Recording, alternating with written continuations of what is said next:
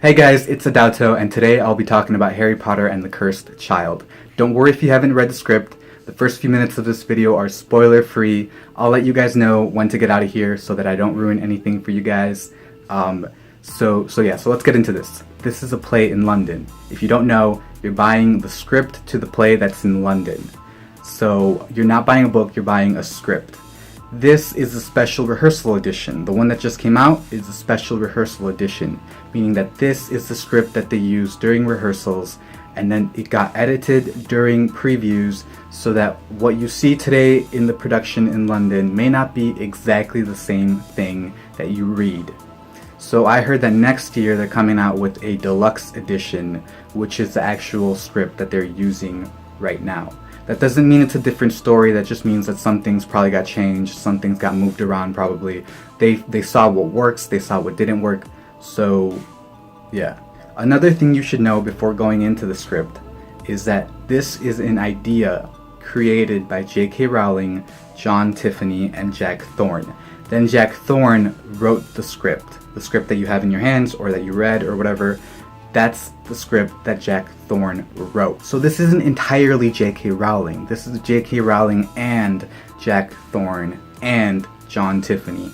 So going into the script, keep that in mind. Okay, so let me start off by saying that this book starts off 19 years after the Battle of Hogwarts. So if you haven't read The Deathly Hallows, or if you haven't seen the movie, at the end there's a part that says 19 years later. That is where this play starts off, 19 years later in 2017. So at this point, Draco, Hermione, Ron, Harry, Ginny, they all have children. In 2004, James Potter was born. In 2006, Albus Severus Potter was born. He's the protagonist of this story. Also in 2006, Scorpius Malfoy was born. So was Rose Granger Weasley. And then around 2008, I believe, Lily Potter was born. And then around 2009, Hugo Granger Weasley was born. So by this point in 2017, there's a lot of kids. But this play only focuses on Albus Severus Potter in 2020, where Albus Severus Potter and Scorpius Malfoy and Rose Granger Weasley, they're all entering their 4th year. This is where basically the whole thing starts, or like the majority of the conflict begins. So do I like this story? Do I hate it? I don't know. I've been chewing it over and just thinking about it, and I want to say that I hated it, but I don't want to say it. So like, I feel like this story was not necessary. It was just completely unnecessary. We did not need it. We did not, like, we were fine with what we had in the 7 Harry Potter books. We wanted more, obviously. I wanted more. But this was not it. That being said, I did enjoy reading this script.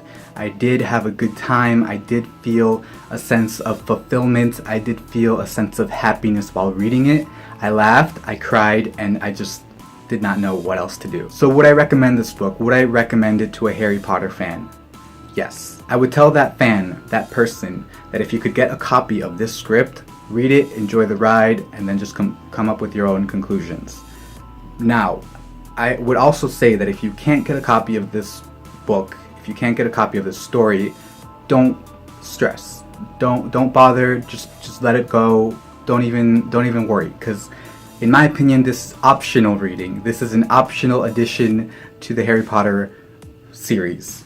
I know there's a lot of people who are gonna completely forget about it. There's a lot of people who are not even gonna include it in their idea of Harry Potter, and I understand why. So if you can't get a copy of this, don't worry, it's not necessary, don't even stress. I'm gonna keep it as part of the Harry Potter world only because it adds a few more details to what I needed to know. I think that it scratched a few of the itches that I had. It calmed me down in a sense of like wondering what happens next. But at the same time, it left me really frustrated and confused and just wondering why, why would they do this? But yeah, but I like I was saying, I enjoyed it, but a huge part of me just wants to say that I really hated it. But I enjoyed it. I didn't hate it. Let's make that clear. I did not hate it. Okay, so now I'm gonna go into spoiler territory. If you have not read the script, if you want to read it, if you want to be spoiler free when you go into it, don't continue watching this, okay? Click close, click back, click subscribe. Don't continue watching this if you don't want to be spoiled. Okay, so I'm gonna wait for you guys to go. And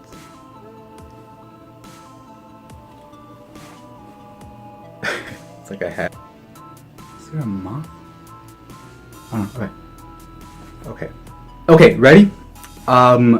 So this whole time turner thing, this whole time turn, I freaking hated it. This whole time now, when I read Harry Potter and the Goblet of Fire, I'm gonna think Albus and Scorpius were right there the whole time. Not only that, but when Cedric was in the maze, I'm gonna be thinking, oh, Cedric ran into Albus and Scorpius. It just messes with my mentality of those books, that books in particular. And then also, when I read Harry Potter and the Philosopher's Stone, Sorcerer's Stone, I'm gonna be thinking, oh, when Harry Potter's parents died, Harry Potter was right there. Harry Potter was watching. Does that make any sense to anybody? It just messes with the way you think of the whole series. Like, am I the only one who thinks this way? There's a lot of things that are unbelievable, literally, in this book. Like when Harry Potter tells his kid that he wishes he were never born. No, that's not logical, that's not feasible, that's not believable, that's just not what Harry Potter would do or like say at all. And not only that, he uses the I can't say this fucking word. Marauders map. He uses it to watch Albus and Scorpius. That's not being up to no good. That's being a jackass. That's like being a dick. That's just being a bad person. Like, that's just not cool, you know, in my opinion. I fucking hated that part where he tells McGonagall to like watch them. Why? Like, don't use that fucking map for that shit, you know? That's not what it was made for. Harry Potter in this story is just really annoying. He's just very, very annoying. He like works in the ministry and like he's so like rigid and authoritative. It's just like very like not Harry Potter. I'm not trying to get personal here, but he reminded me a lot of my dad. So there's a part where I'm just like, oh my god, this is reminding me of my dad. And not because I hated him. Like, I love my dad, but like just the way he was. And then they say, oh, it's because he was an orphan. He didn't have a father and he didn't know how to be a father. He didn't have the example. And I'm like, oh fuck, this is like my dad. Exactly. He just really, really stressed me out because he really needed to like calm the fuck down and listen to his son and just, you know, be that dad for him, you know, be there for him, understand him, and he couldn't do it. I mean, how hard could it be, you know? Not saying that it's easy. I'm not trying to, okay, that's, yeah. So what I did love, like a lot of people did, was the relationship between Scorpius and Albus. I just really enjoyed that friendship. It wasn't predictable. Like, I would not think that would happen, but it was one of the most believable things in the actual script. I really felt it. I felt Scorpius who he was. I just felt him, and then I felt Albus who he was, and that just connection was immediate. Just I loved it. What I didn't like in terms of friendships and relationships was that Hermione and Ron's kid, Rose, was completely out of the picture, which I'm kind of fine with because she was kind of freaking annoying, just like annoying in a way. But come on, man, like add a few scenes with her, you know? And then when she disappears from the whole history and then Panju comes along, I'm thinking, okay, well, I don't care about Rose because she wasn't really there anyway, so let's talk about Panju. Not only that, but where is James Potter, the oldest one? Like, shouldn't he be dealing with like some crazy shit too right now? Like, isn't he like, I feel like this whole time he's like battling like fucking demons over there or like dragons or whatever, and like we're over here focusing on like this time turner and like getting Cedric to come back to life. So where's Lily Potter? Where's Hugo Granger Weasley? Where the hell are those kids, you know? They're part of this family. I feel like we should know more about them. It's been 19 years. For us, it's been like, what, 9 years since the last story of Harry Potter. I want to know about Ted and, Teddy Lupin. you know, Tonks and Professor Lupin's kid. I want to know about him, because I felt like he was gonna be like a huge deal in the Harry Potter world, since he's also an orphan now, you know, and since he's like alone, and I want to know about Teddy. And there's no Teddy. Okay, so they go back in time, and all of a sudden Cedric Diggory, because he did not win the tournament, he's a Death Eater.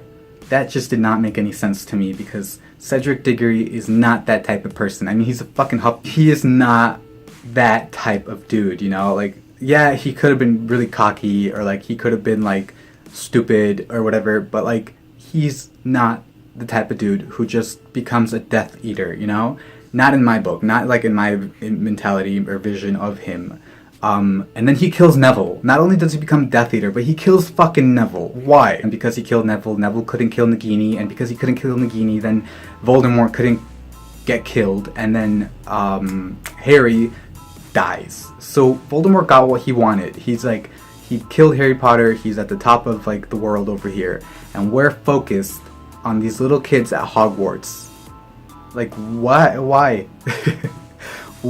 Like, it's like the fucking apocalypse over here. Voldemort is at the top of the world, and we're in Hogwarts watching these kids torture other kids, and Scorpius is apparently the Scorpion King, which doesn't make sense, because what the hell does a scorpion have to do with anything, and what does it mean to be a Scorpion King anyway?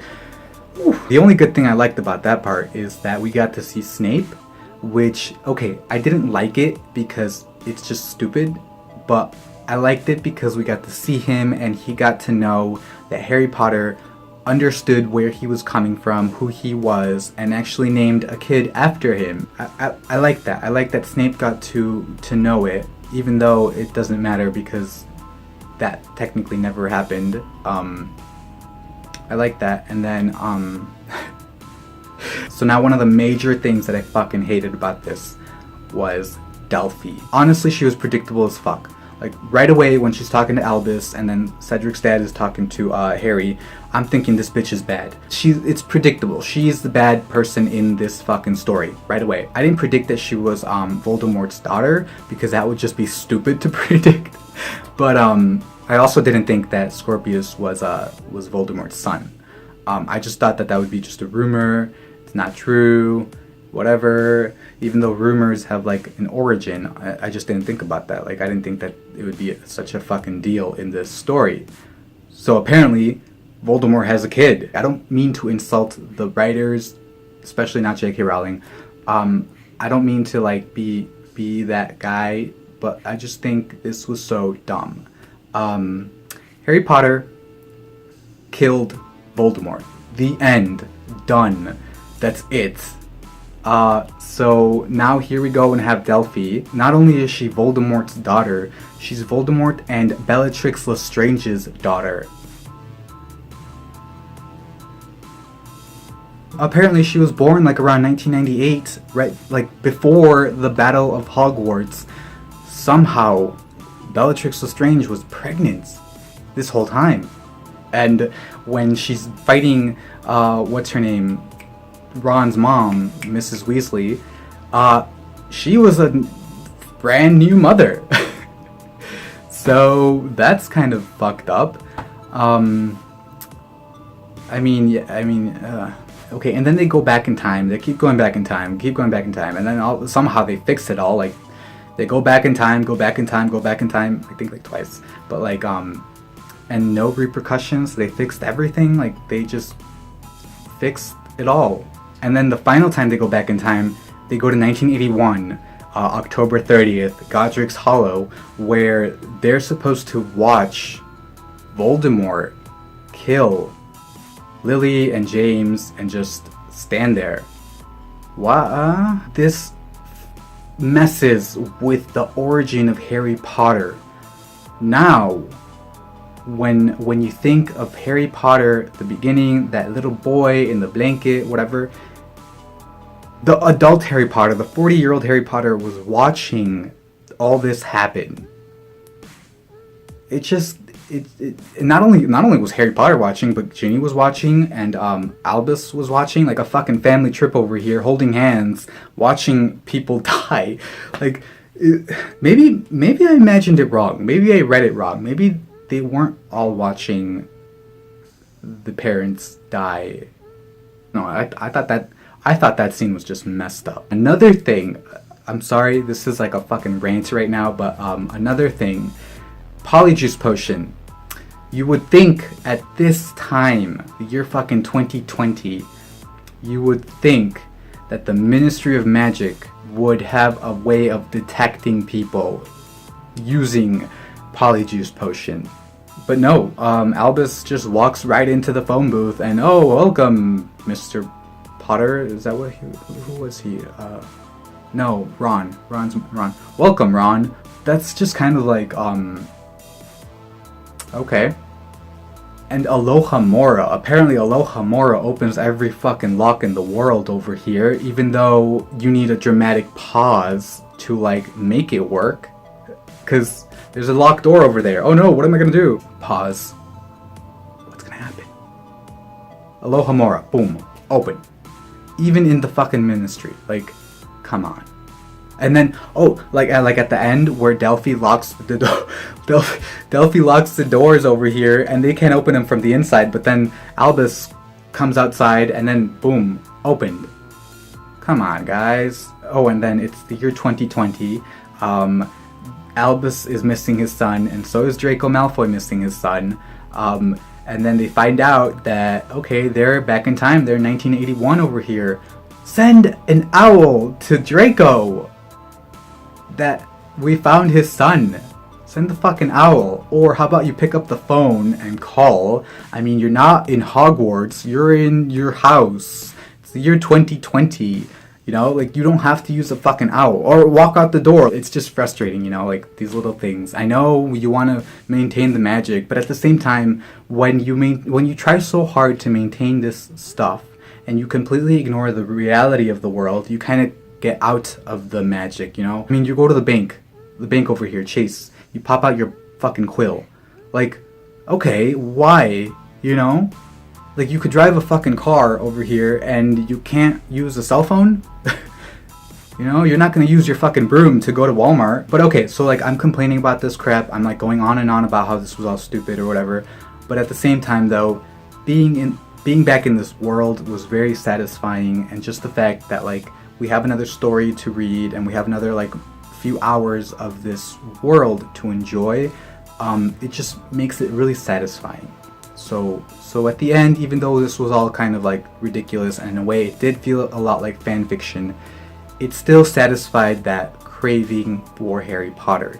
Even though there's 1,000 other stories they could have gone with, this still kind of made me happy, and I liked it. I didn't fucking hate it that much. I liked it in a way. So, on Goodreads, I gave it 3 stars. I'm starting to think I'm a little generous on that. I'm beginning to think it's more like a 2.67-ish stars, or 2.5 maybe. Not fully 3 stars, but I did enjoy it. Like I said, the relationships I really enjoyed. Draco and Harry, their relationship I liked a lot too, because it made me believe that Draco was a new person. He wasn't that horrible, and he wasn't that good, even though we never really get to see the good part. This is where we get to see that he actually cares. He has a heart. He cares about his kid. He actually even joked around with Hermione, which in a sense I didn't really believe. Because once you call someone a mudblood and you fucking hate their guts, you don't just go back, or like, you know, even if it's been 19 fucking years, actually like 20 or whatever, 22. I also enjoyed the relationship between Ron and Hermione, because even though J.K. Rowling said that, you know, she kind of regrets putting them together and she kind of thinks it wouldn't work, this story gave you hope for their relationship, and it made you actually want them to be together. I personally am not a fan of Hermione and Ron, but this story made me actually like that relationship, or more than I did. So I like that part.